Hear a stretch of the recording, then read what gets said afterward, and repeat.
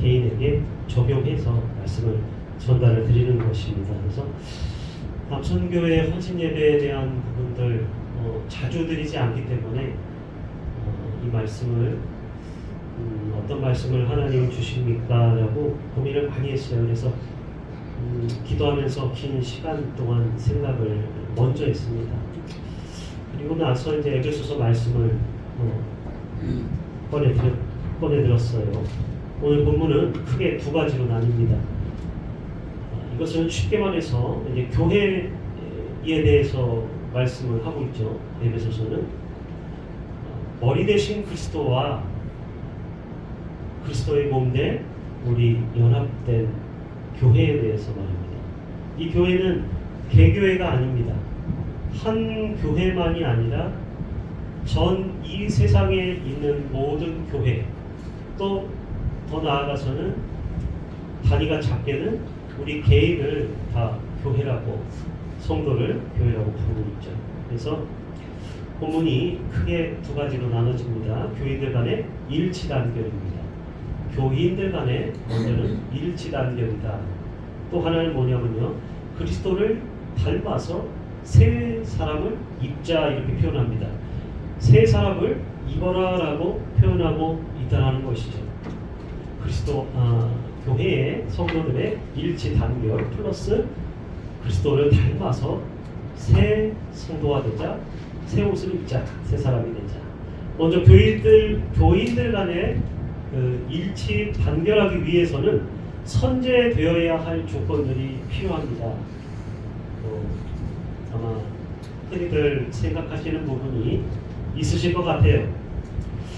또 우리가 또 필요한 말씀을 오늘 이제 보충해서 얘기하는 것뿐입니다. 왜냐하면은 일치 단결하기 위해서는 늘상 말씀을 들었던 부분이 사실 다르지 않겠죠.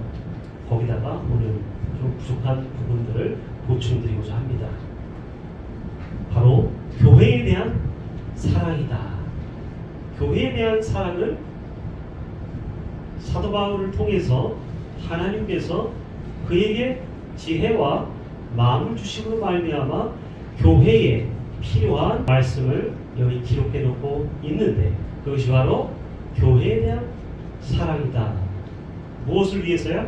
교회가 일치단결하기 위해서, 교회가 하나가 되기 위해서라는 것이에요. 교회는 뭡니까? 교회는 성도입니다. 그리스도의 교회인데 이웃사랑에 대한 실천과 마음이 없이는 아무리 소리를 내고 아무리 있다고 하지만 실천이 없으면 어떻게 돼요?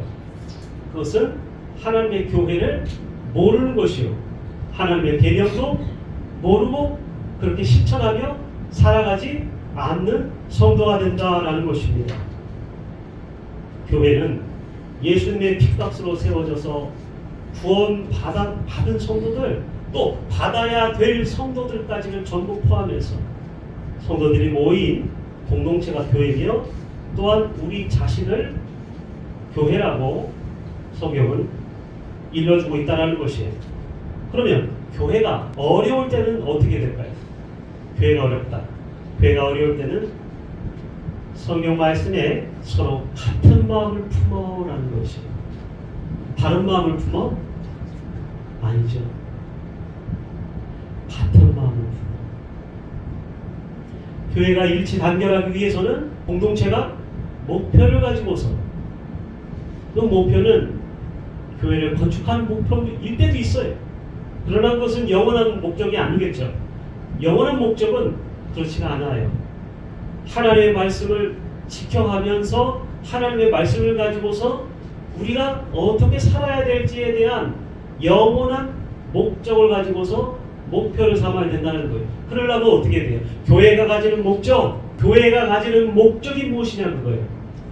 생명을 살리는 역할을 교회가 담당해야 될 텐데, 우리 그리스도인들은 어때요?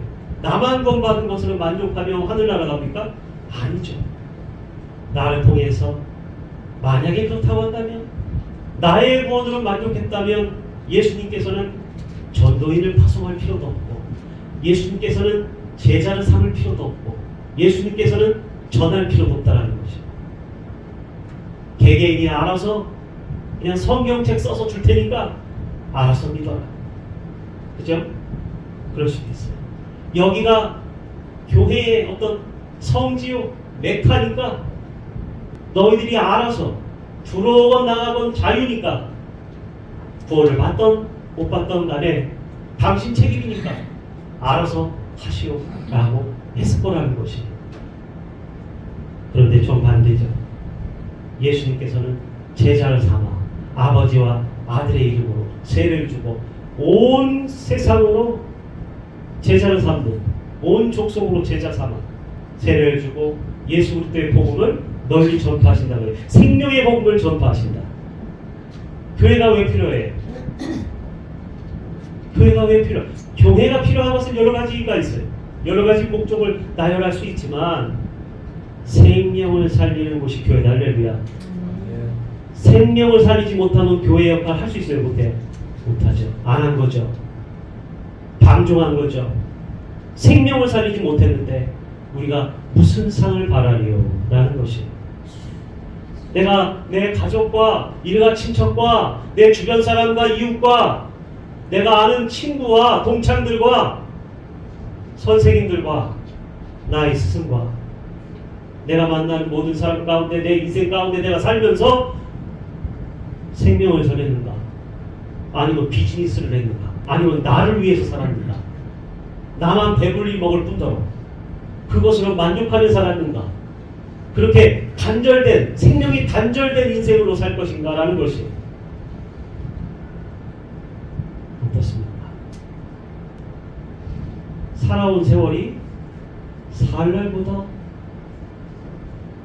대다수가 많으셨어요. 가는 것은 뭐 순서가 없다고 그러죠. 근데 대부분이 살아온 세월이 살아갈 시간보다 많았다. 그것은 즉 반대로 남은 시간이 살아온 세월보다 적다. 그럼 이제 어떻게 살 것인가라는 것이죠. 내가 진정 아침에 오전에 예배한 것처럼 거듭난 인생으로 살아갈 것인지 그냥 내가 안주하면서 내가 그저 예배한다고 하지만 그냥 그 수준에서 머물러서 계속 그러고 살다가 하늘나라에는 상급이 별로 없이 살아가다가 갈 것인지 선택해야 한다는 것이에요.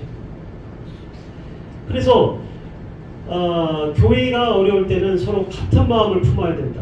사랑으로 서로 돌봐줄 수 있어야 하는 것이 교회의 진정한 목적이 아닌가라는 것이에요. 그래야 상대방, 그 상대방 바로 우리 교회 공동체의 식구들을 챙긴다 하는 것이죠.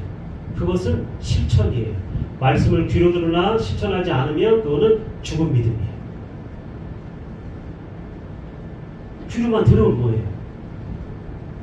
알고만 있으면 뭐예요? 내가 그 사람이 아닌가? 내가 말씀에서 말하는 그 사람이 아닌데 뭘 어떻게 하겠어요? 무슨 능력이 나타나겠어요? 누구를 살리겠어요? 누구를 감화시키겠어요? 감동시키겠어요?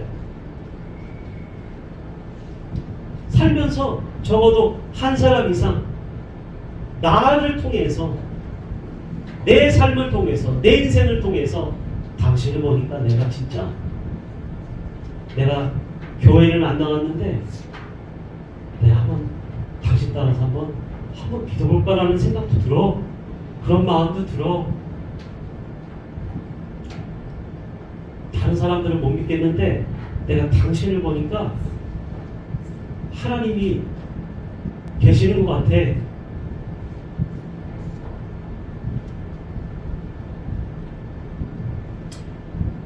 다시 말해서 우리 개개인은 서로 지탱하고 있는 관계에 놓인 구성원들이다. 자, 이 부분에 대해서 결여되어 있어요.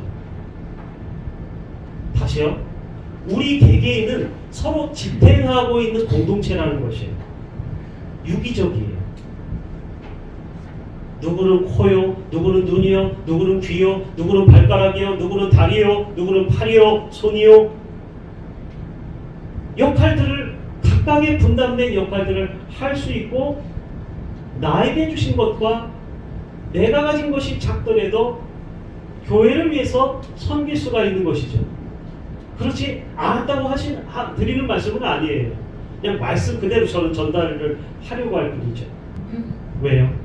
몰랐으니까, 못 봤으니까, 들어도 깨닫지 못했으니까.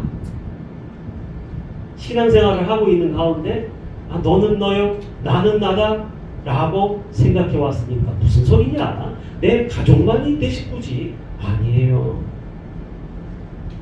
옆에 사람이, 자, 우리가 과거에 이제 교회가 남양주에서 교회를 하는데 한 20여 명이 나갔어요. 20여 명이 빠지니까 나머지 사람들이 술렁이기 시작하죠. 쟤 왜 나갔냐? 저 집사람 왜 나갔냐? 무슨 이유 때문이냐? 다 알고 있어요. 그래 봐야 뭐 100명도 안 되니까. 그럼 뭐 나간 사람들에 대한 그 빈자리와 자꾸 빠져나가니까 어떻게 될까? 교회가 이 교인들이 예배를 하는데 힘이 안 나요. 힘이 안 나요. 점점 뭐 이렇게 그 기대치가 낮아지는 것 같아요. 그렇죠? 그것이 바로 우리 교회 공동체라는 구성원들이 유기체적으로 연결되어 있다라는 반증인 것이에요. 아니 나만 신앙생활 잘하면 되지. 나만 내 가정에 문제 없고 역경과 환난이 나는 다 겪었어. 나 이제 평탄해. 나 이제 둘이 다 갈 거야. 이렇게 생각할 수 있다는 거예요. 근데 교회 공동체 가운데 우리 지체가 아파요. 도움이 필요해요. 그거에 대한 관심과 그거에 대한 무관심과 그거에 대한 사랑이 실천이 없다면 교회를 자꾸 빠져나갈 거예요. 왜? 사랑이 없으니까. 메말랐으니까. 그런데 챙겨줘요. 한 사람이라도 챙겨주고 관심 갖고. 참 감사한 것은 우리 교회 교인들은 계신 분들이 그런 넉넉한 마음과 실천하시는 분들이라는 걸 알아요. 그럼에도 불구하고 말씀은 원론적입니다. 그래야 된다라는 것을 말씀드리고 있는 것이에요. 또 이 말씀에 비추어서 내가 여기서 떨어진 부분이 있지 않나? 내가 여기서 부족한 부분이 있지 않나? 나는 하나님 앞에 30점짜리야. 나는 70점짜리야. 50점짜리야. 할 수 있다라는 거죠. 그렇다면은 반쪽이지. 하나님 앞에서는 성도로서 성도, 세인트, 거룩할 성, 부끄러운 성도, 이 이름에 걸맞지 않는 부끄러운 성도가 된다라는 것이죠. 그래서 교회가 어려울 때는 서로 같은 마음을 품고서 서로 사랑으로 보다듬어 줄 수 있어야 한다라는 것이에요. 서로 각자가 신앙생활을 같아 보이고 서로에 대한 구원에 대해 보이지 않게 서로 관련이 없는 것이 아니라 서로에 대한 구원이 연관이 있다라는 말씀을 오늘 드리는 것이에요. 이 잘 못 들어본 얘기들이에요. 내 구원은 내가 지키고 내 구원은 내 거지 왜 옆에 사람의 구원이 나하고 상관이 있을까?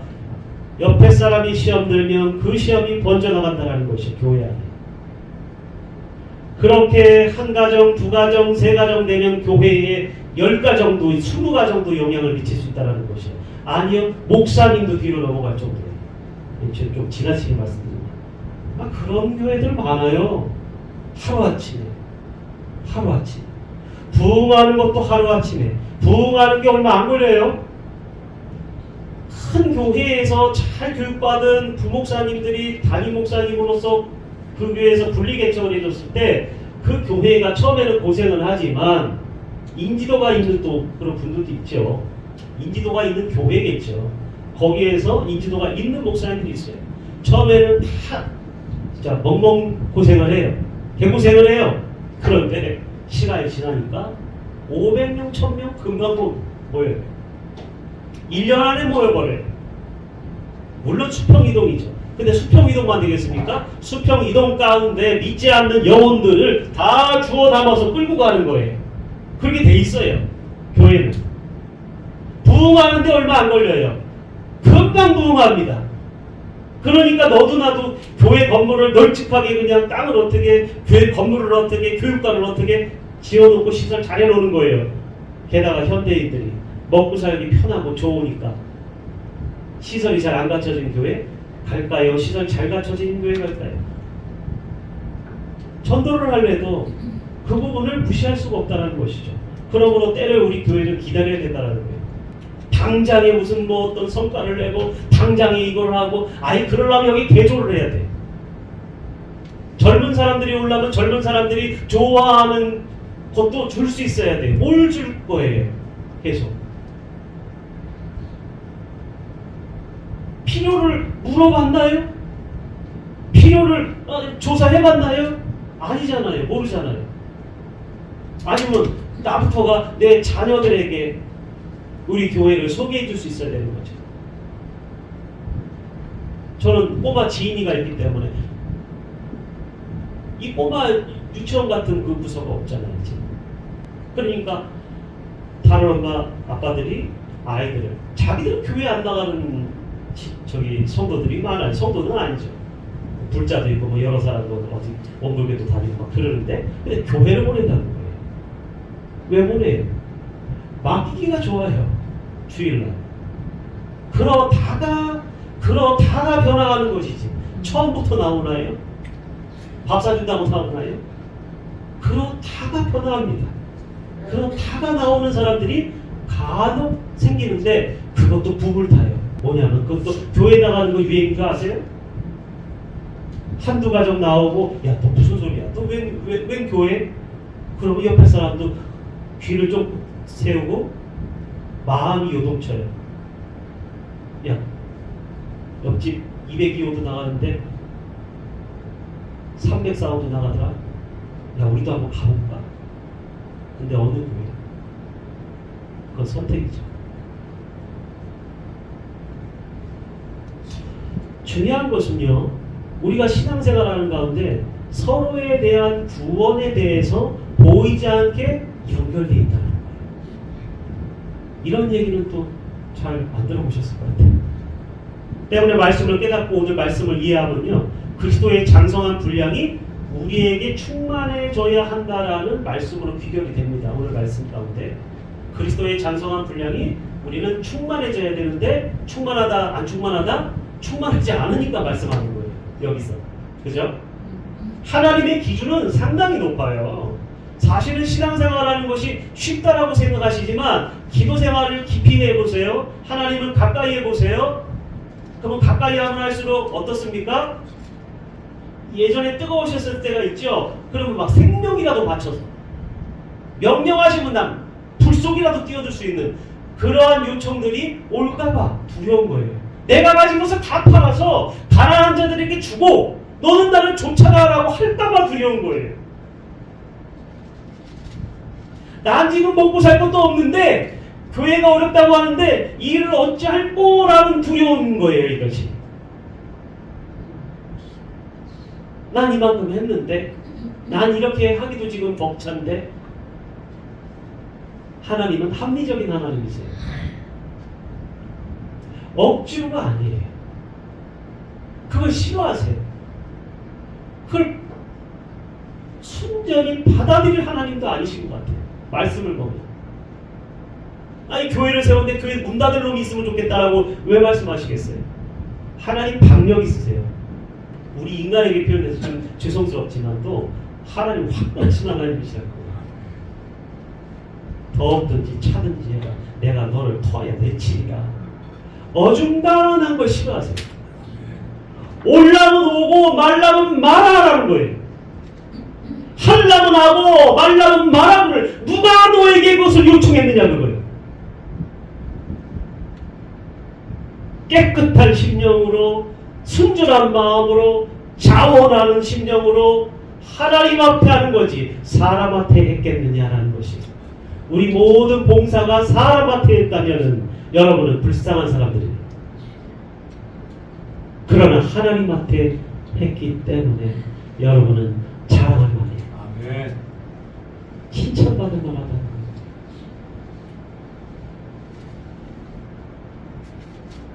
두 번째로요. 이런 신앙 공동체가 되기 위해서는 각자의 우리의 가정을 잘 지켜내야 할 것입니다. 여기서 주의하실 점이 단 한 가지예요. 나 외에 우리가 가정을 중심으로 해야 되는 것이 맞는데 그것이 기본이고 기초인데 나 외에 다른 지체들을 보살피는 것이 필요하다는 거예요. 이 정도면 되었지 않은 거는 그거는 내 생각일 뿐이에요. 그냥 이기적인 내 중심의 생각일 뿐인 것이에요.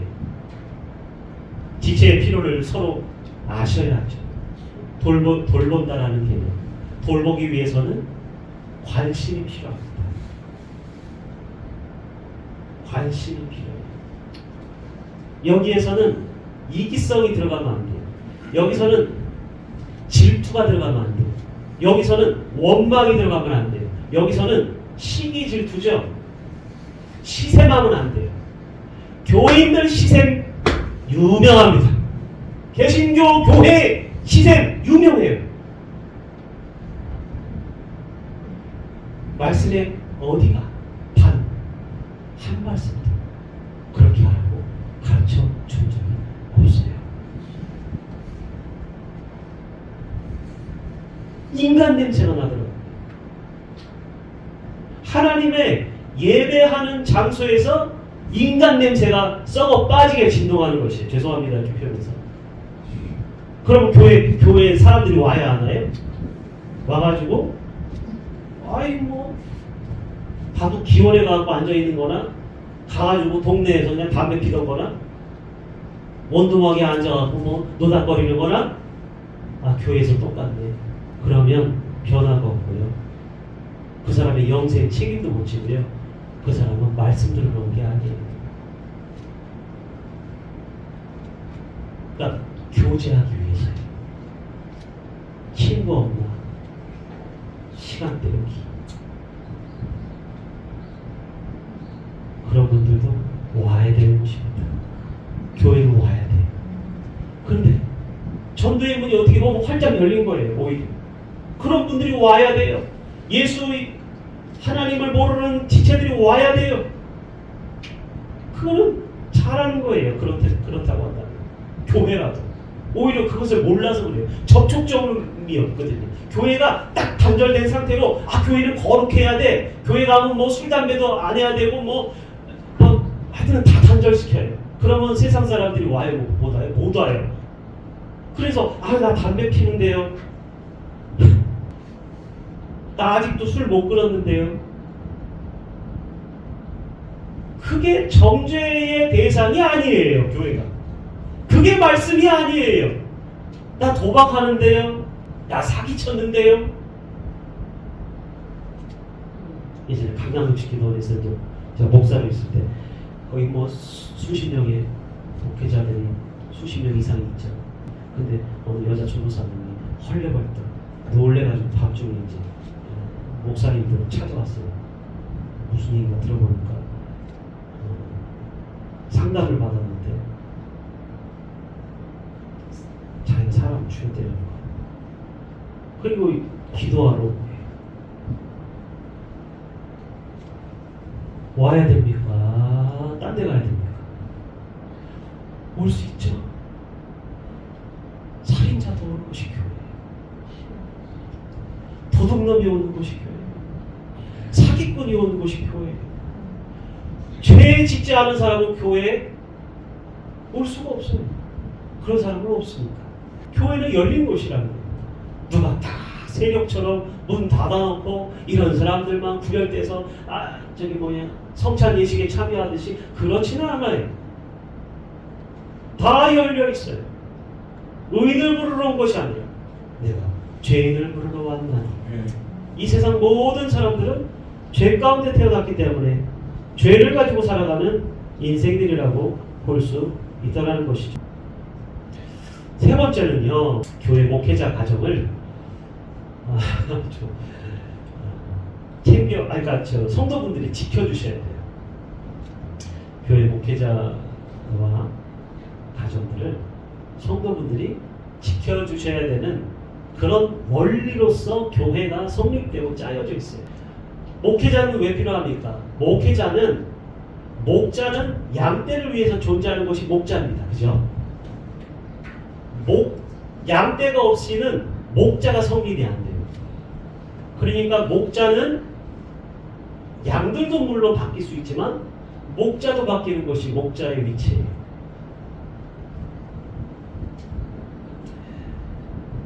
그래서 양떼가 있기 때문에 목자가 있고 목자가 필요한 이유는 자신들 때문이에요. 그래서 제가 이 말씀 드린 거예요. 세 번째, 목회자의 가정을 지켜주실 수 있는 교회가 되어야 된다. 저는 여러분 아시다시피 딱 10년간을 두 번을 개척을 해서 10년을 지냈어요. 그러다 보니까 자비랑 개척이었기 때문에 저희 어머니서부터 부모님서부터 해가지고 저희 집은 뭐 있는 것을 다 팔아서 교회를 막 하는데 운영비로 다 쓰고 건축도 하고 돈을 많이 그렇게 사용하게 됐죠. 그러다 보니까 핏이 생기더라고요. 그러니까 누가 지켜줄 수 있어요?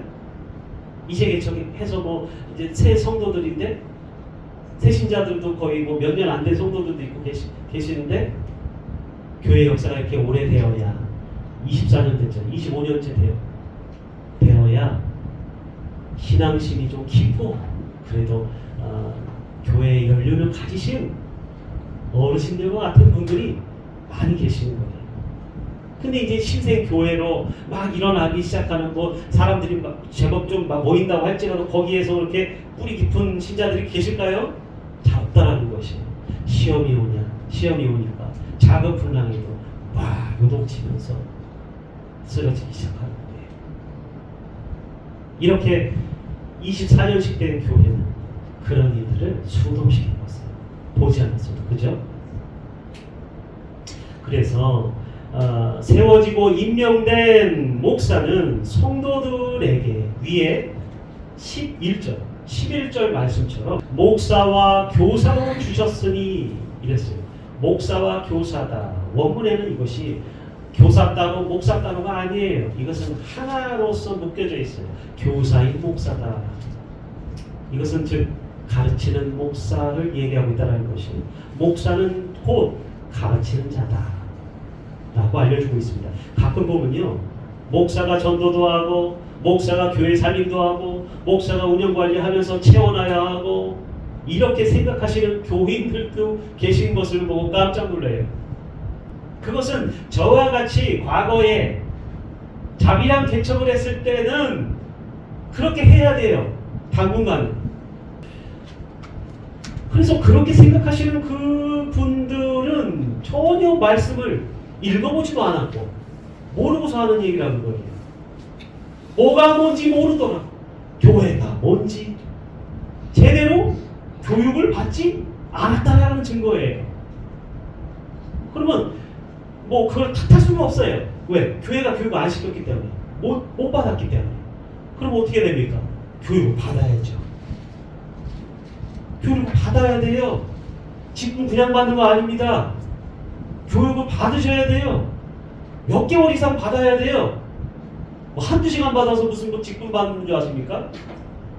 그래서 목사의 역할은 교인들에게 하나님의 말씀을 올바로 가르치는 데 중점이 있습니다. 하나님의 말씀을 전달하는 것은 곧 가르치는 목사라고 했잖아요.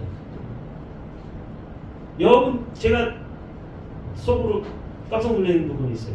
담임 목사를 막 만들어야 된다? 그런 표현? 무슨 표현을 쓰셨더라? 담임 목사를 키워야 된다. 그럴 수도 있어요. 여기서 클 수도 있는데 그러면 늦어요. 이미 큰 사람이 와야 돼요.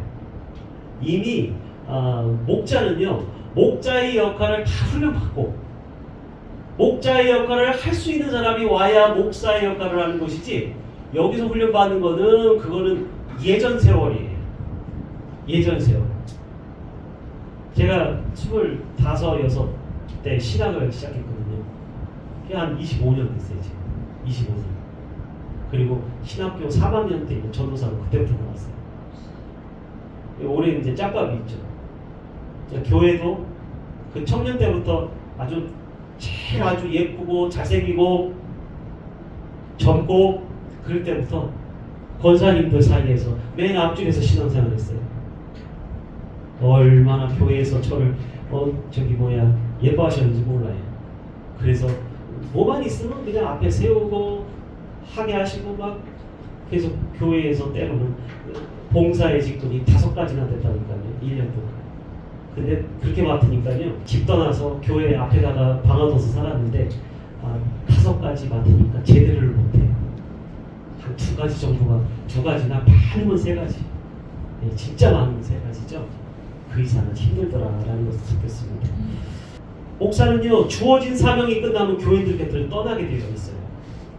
교회에서 목사가 바뀌는 거지, 성도는 주인의식을 갖고서 자신의 집처럼 교회를 잘 돌보셔야 하는 것입니다. 왜 그럽니까? 교인들은요, 목사는 목사로서 끝나요. 목사에 대해서 끝나죠. 근데 교인들은 어때요? 집안이 전부 같은 교회 다니시는 분들이 많아요. 그리고 대를 이어서 다닙니다. 할아버지 다녔으면 아버지 다녔고, 엄마 다녔고, 손주가 다녀서 그 교회는 자기 교회예요. 모태교회가 됩니다. 그죠? 그러니까 성도들은 대를 이어서 다니는 교회가 그 교회란 말이에요. 우리 교회는 세습 없잖아요. 우리 교회는 그런 교회가 아니잖아요. 그러니까 여기 대를 이어서 목회하는 교회는 아니죠. 그리고 그렇게 하라고도 하신 것 같지도 않아요. 특수한 경우에는 대를 이어서 해야 됩니다. 왜? 아무도 안 맡으려고 하기 때문에. 또 어렵고 또 배워야 가능한 특수사역하는 교회들이 사실 요즘 많이 있어요. 성도는 주인의식을 가져야 됩니다. 내 교회다라고 생각하시고 주인의식을 가지셔야 돼요. 목사가 왜 필요하다고요? 우리 때문에. 우리가 성도인 우리가 존재하기 때문에 목자가 필요한 거예요. 제가 목사 생활을 안 해보세요. 저도 목자가 필요한 거예요. 그러면. 저도 성도가 되고 저도 목자의 음성을, 물론 하나님의 말씀을 듣는 훈련이 되어 있지만도 스승되는 목사님들이 필요한 것이에요. 때문에 말씀드리고 싶은 것은 여러분들이 목사님들의 가정도 지켜주셔야 된다라는 것입니다. 여기 와서 당분간 그 야간에 일을 나간 적이 있어요. 근데 잠을 좀 안 자가면서 했는데, 새벽에 일을 했는데 사실적으로 많이 느낍니다. 그 불가피하게 교회가 작거나 이렇게 몇십 명 안 될 때는요, 지금 저희 그 동료 목사님들 또 선배 목사님들도 여전히 그 이중적인 일을 하고 계세요. 불가피한 상황이에요. 근데 참 안타까운 것은요, 이게 저처럼 좀 세상에 대한 뭐 직장 생활이나 이것을 잘 안 해보고 좀 일찍 부름받아서 일찍 응답을 한 케이스들은요, 밖에 나가서 할 줄 아는 게 없어요. 그렇기 때문에 전문직은 교회 목회예요. 14절부터 16절까지도 14절부터 16절까지 이것은 성도가 어떻게 해야 할 지침과도 같은 내용의 말씀이 나옵니다. 우리 성도가 어떻게 해야 된다. 그런데 이것을 또 서로 사랑하며 하나라는 사실을 강조해주고 있다는 것이에요. 사랑하며 우리는 하나다. 별개가 아니라 하나다라는 것이에요. 오늘 진짜 이것을 마음속에 품고 가시기 바랍니다. 이제 17절 이하로 넘어가 봅니다. 17절 이하 역시 같은 맥락의 말씀들이에요. 성도가 어떻게 생활해야 하는지 아주 구체적으로 또 육적인 말씀이 아니라 영적으로 서술해주고 있어요. 우리가 방탕하게 살아간다면 영적으로 어두운 상태에 놓여져 있게 된다. 방탕하게 살아가는데 육적으로 방탕하게 어떤 어두운 상태에 놓여져 있게 되는 것은 영적인 상태가 어두운 가운데 어둠의 잠식을 당하기 때문에 육적인 부분도 같이 따르려고 하는 것이에요. 육적으로 일어날 힘이 없어져요. 영적으로 딸리면. 영적으로 힘이 없으면 육적인 힘도 잃게 되어버립니다. 육적 힘만 있는 사람은 아주 육적인 사람일 거예요. 영적인 거에 아무 관심이 없는 사람들은 육적으로 그냥 살아가요. 그 사람들은 그러니까 그런 삶이에요. 그런데 우리는 하나님과 교통함 가운데, 친밀함 가운데 하나님께로부터 힘을 얻어야 되는 사람들이기 때문에 우리 안에 성령 충만함이 자꾸 자꾸 소멸되면 우리는 영적인 힘을 잃을 뿐더러 육체적인 힘도 잃어갑니다. 의욕이 없어져요. 그리고 신앙생활이 재미가 없게 돼요. 예배 생활이 재미없으니까 원래 교회 예배와 이 신앙생활은 천국잔치예요. 뭔가 막 영적으로 막 힘을 얻어야 돼요. 영적으로 힘이 빠지면 그건 잘못된 거예요. 힘을 얻게 되는 거예요. 예배를 통해서 힘이 빠지는 것이 아니라 아이고 왜 이렇게 지루해, 왜 이렇게 오래 해, 이게 아니라 언제 이렇게 시간이 갔어? 아니 어쨌든 그건 뭐 스킬에 관계된 부분일 수 있어요. 근데 하나님의 생명의 말씀이 들어가기 때문에 내가 힘을 얻는다는 거죠. 원론적으로. 할렐루야. 그 힘으로 일주일 동안 버티고 사는 거예요. 그게 힘이 부족하니까 수요일도 나오는 거예요. 힘이 더 필요하니까 날마다 새벽 제단 쌓는 거예요. 여기서 못하면은 아침에 눈을 떠서 눈이 떠질 것이에요.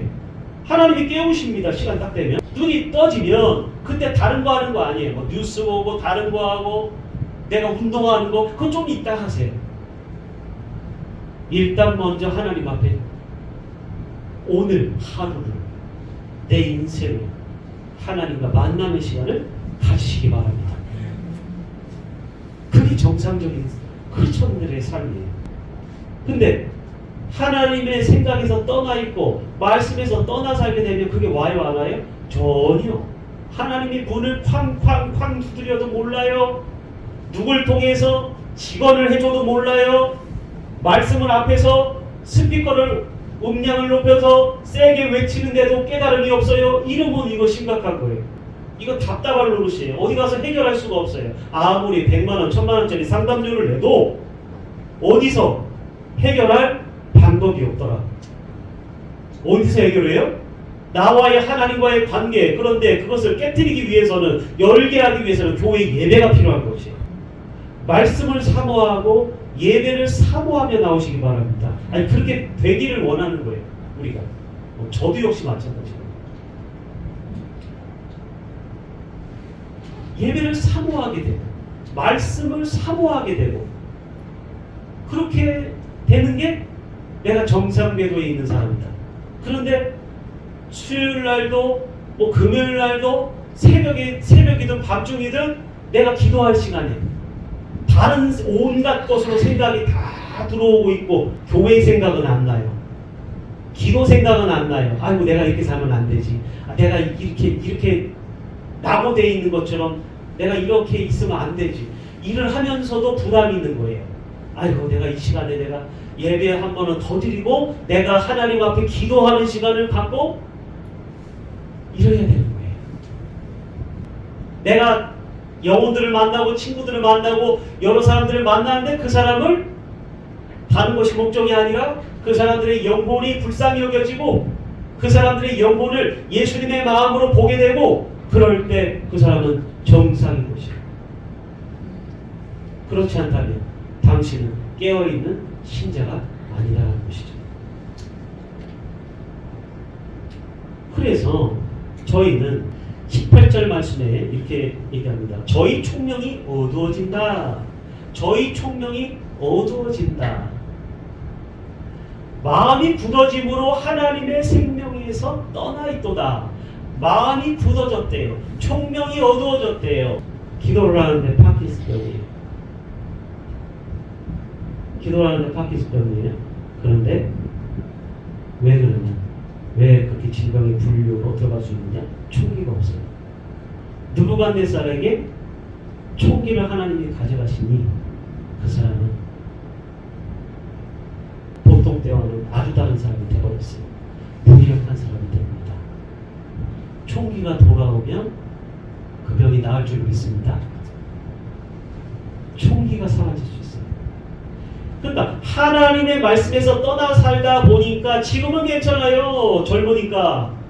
그러다가 저희가 어두운 데 거하여서 하나님께서 총명을 주셨는데 그래야 활동하고 생각하고 활동할 수 있는데 총명이 사라집니다. 총명이 어두워졌대요. 어둠의 것이 들어와요. 그리고 마음이 굳어짐으로 하나님의 생명에서 떠나게 돼. 물론 그 질병을 예를 들 것이지 그 질병 걸렸다고 해서 영적으로 이상하다 그 소리는 아니죠. 그런데 마음이 굳어짐으로 생명에서 떠나 있도다라고 정의 내리고 있다라는 것이 무서운 거예요. 하나님께서 정의 내리고 계시다. 아닙니다. 나 하나님 여전히 믿습니다. 하나님 가까이 합니다. 나 예배도 드리는데요. 아니다. 너희가 생명에서 멀구나 라고 하시더라고요. 왜요? 영적으로 무지하고 영적으로 어둡고 영적으로 하나님 주신 지혜, 성령님이 주신 지혜 깨닫지를 못하니까. 하나님의 성령이 우리 안에 거하시는데 하나님께서는 어쩌다 말씀하시는 분이 아니에요. 그래서 19절의 말씀에 영적으로 감각 없는 자 되어 이렇게 얘기합니다. 영적으로 감각 없는 자 되어 육적인 감각이 잃어버렸다라는 얘기가 아니죠. 영적인 감각을 이야기하고 있어요. 영적인 감각, 무감각해졌다라는 것이죠. 자신을 방탕해 그것은 방임하게 되더라. 방탕에 방임하게. 방탕은 하나님의 나라의 것이 아닙니다. 세상 것이에요. 마귀가 즐겨 사용하는 것이고 사람들을 그 울타리 안으로 묶어들이는 것이에요. 방탕은 그런 것이에요. 방탕한 삶도 그런 것이에요.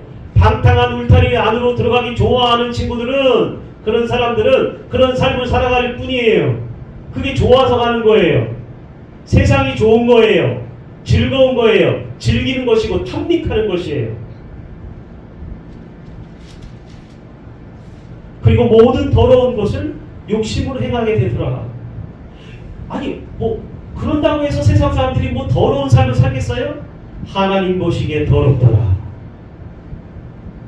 하나님 보시기에 경건치 않은 인생이구나 라는 것이에요. 여기서 표현이.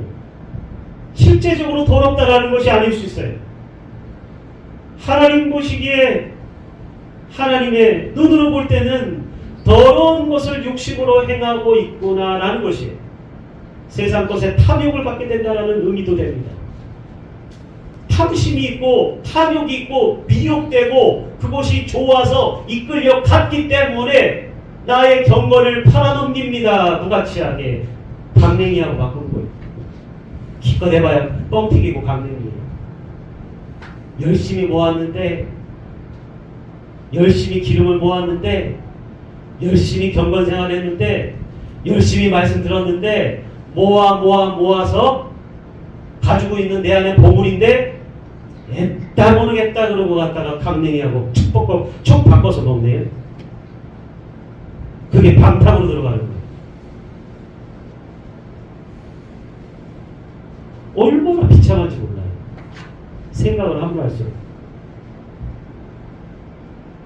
저희는 그래서 태생서부터 죄 가운데 죄의 소욕을 갖고 태어났기 때문에 그냥 놔두면 길이 들어있기 때문에 왜? 내 선조가 그렇게 살았어요.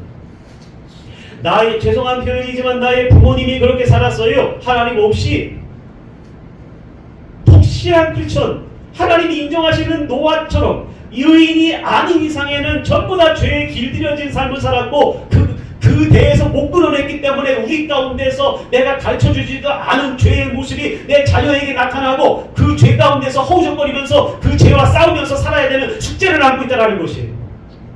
그 숙제를 푸는 자녀가 있고 안 푸는 자녀가 있고 왜 안 풀어요? 풀기 싫다 그거예요. 그러니까 죄와 타협합니다. 똑같은 죄를 짓는 모습을 여러분들이 보고 계실 거예요. 하나님의 말씀에서 떠나게 된다. 뭐가요? 그냥 놔두는 삶을 살게 됩니다. 그리고 교회에서 멀어지면 세상은 온통 탐닉스러운 죄의 요소가 가득 차 있는 곳이 세상이기 때문에 놔두고 글로 가게 돼 있다는 거예요. 우리도. 목사요? 목회 생활을 안 하면 경건한 옷을 잃어버려요. 그걸 같이 이 한국교회에서 가지고 하늘나라 가셨던 분들이 흠이 없이 가셨던 분들이 잘 안 보이죠? 그러니까 사람들에게 돈이라도 많이 있어 보세요. 그러면은 세상을 탐닉하느라고 아마 교회 나오는 게 주말에 등산 가거나 캠핑 가는 횟수보다 적어질 거라고 생각이 되죠.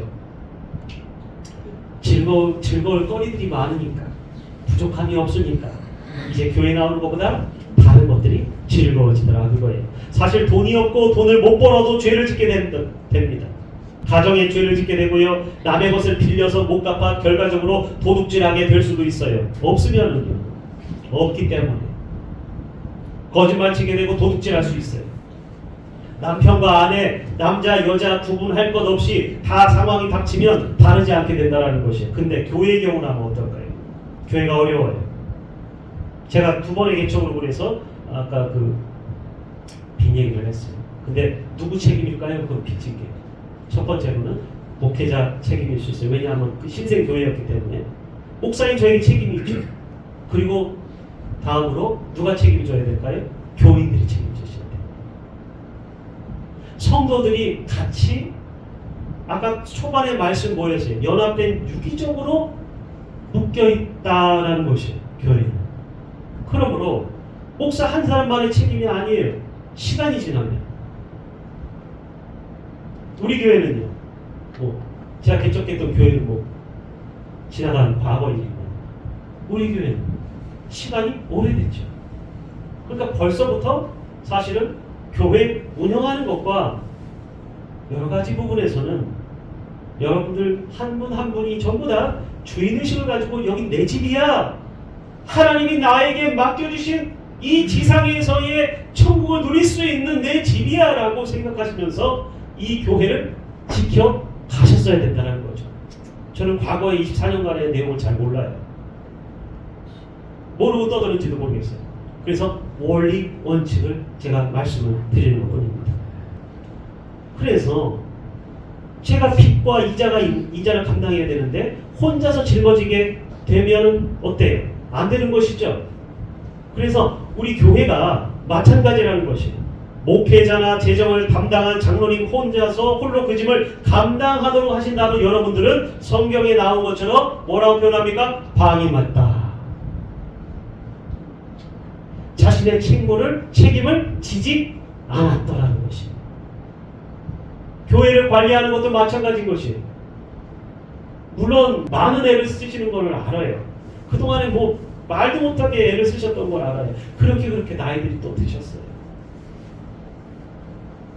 솔직한 심정으로 하여튼 제 부모님도 비슷한 연배시기 때문에 그런 마음이 들지요. 하지만 우리의 목적은 분명한 거 아니겠습니까? 교회를 세운 목적, 그리고 여러분들 대해서 이 교회가 끝나면은 여러분들은 무슨 소망이 있을까요? 교회가 대를 이어서 오지 않는다면 무슨 소망이 있느냐 그거예요. 그런 교회 잘 없어요. 우리 교회가 특수한 교회예요. 자녀들이 잘 나오지 못하는 교회는 특수한 교회, 특별한 경우예요. 물론 얼른 재건축이나 그런 것들을 기다리고 계실지도 모르겠어요. 그것이 올 날을 꿈꾸고 계신지는 모르겠어요. 근데요, 그때 되면 늦을 것 같아요. 왠지. 지금 아니면 늦을 것 같아요. 자녀들도 나이도 더 들고요. 나중에는 더 말아듣고 노지 않죠. 아무튼 간에 교회는 생명이 있는 곳이다. 교회는 누가 책임지는가? 교인들 전부가 우리가 책임져야 된다 라는 것입니다. 이 말씀만 하고 마치겠습니다. 우리가 모르는 영적 사실이 있어요. 교회는 영적으로 유기적 상태에 놓여 있다는 점입니다. 누가 아프고 힘들면 누구나 할 것 없이 같이 도와야 한다는 것이에요. 안 도와도 괜찮다고 생각하실 수 있죠.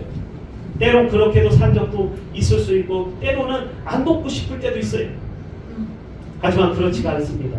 하나님께서는 이 중요한 것이 마지막 결론입니다. 하나님께서는 우리에게 일부러 우리의 삶에 이러한 어려운 숙제를 사람을 통해서 우리 구성원들의 가정을 어느 한두 가정을 통해서 우리를 시험하시기 원하신다는 것이에요. 이걸 놓치면 안 돼요. 하나님이 우리를 발전시키기 위한 시험, 하나님이 우리에게 숙제로 주는 시험들이 있어요. 그런데 그거를 놓치고 그냥 아무렇지 않고 거기에 하나님의 말씀에 비추어진 사랑을 실천하지 않는다면 여러분들은 그 시험을 통과할 수 없을 뿐만이 아니라 교회는 더 이상의 성장 발전 없고 교회에 들어오는 사람은 없고 나가는 사람만 있을 뿐이에요. 그러므로 우리가 이러한 공동체가 되고 그 공동체를 만들기 위해서 여러분 한 분 한 분이 노력을 하신다면 우리는 결코 문 닫을 일이 없다는 사실입니다.